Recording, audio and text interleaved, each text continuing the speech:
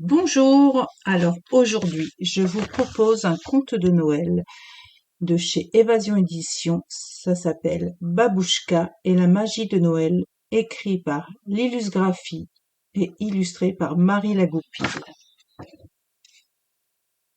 Il existe dans le nord de la Russie une région glaciale appelée Sibérie. Là-bas réside une vieille femme, une babouchka comme on les appelle dans ce pays.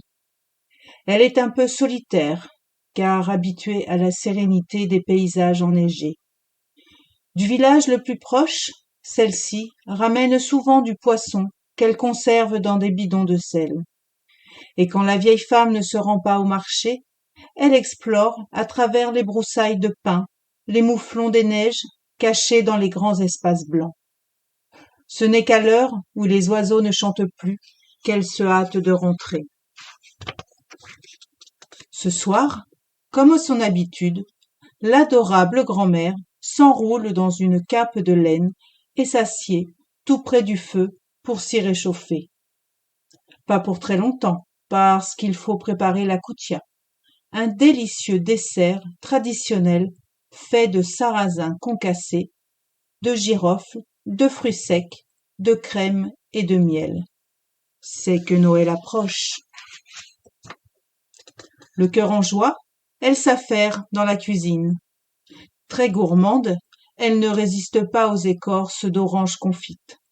Cette rude journée d'hiver lui a donné tellement d'appétit. La koutia prête, elle remplit son samovar de thé et d'épices, puis Babouchka se laisse bercer avec bonheur par le doux parfum de l'infusion. Soudain, on frappe à la porte. Les visiteurs sont rares. Qui peut donc bien arriver à cette heure? Qui est là? Demande-t-elle craintive. Un jeune homme, aux yeux bridés, se tient devant sa porte. 3 voyageurs ayant besoin de votre gentillesse. Nous cherchons un peu de chaleur, il fait si froid dehors. Nous devons rejoindre Bethléem pour la naissance d'un nouveau-né. La nuit tombe et nous nous sommes perdus sur le chemin. Un vieillard s'approche, visiblement lui aussi très épuisé, et poursuit. Et le chemin nous semble interminable. Babouchka les invite alors sans plus tarder. Soyez les bienvenus et entrez donc. D'un revers de main, les visiteurs brossent l'épaisse couche de neige qui s'était amoncelée sur leurs longs et beaux manteaux. Un troisième homme, au teint d'ébène, fait les présentations. Voici Gaspard, Melchior et moi, je suis Balthazar. Babouchka croit rêver. Elle se frotte les yeux.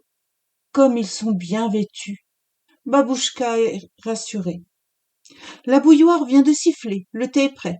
Prenez le temps de vous réchauffer, dit la maîtresse des lieux, en dressant la table. Voilà, c'est un court extrait, mais franchement ça vaut le coup d'être lu. Ce livre est magnifique par le texte et les illustrations. N'hésitez pas à vous le procurer, même en dehors des périodes de fête. Je vous souhaite à toutes et à tous une très belle fin d'année. À bientôt pour une nouvelle lecture.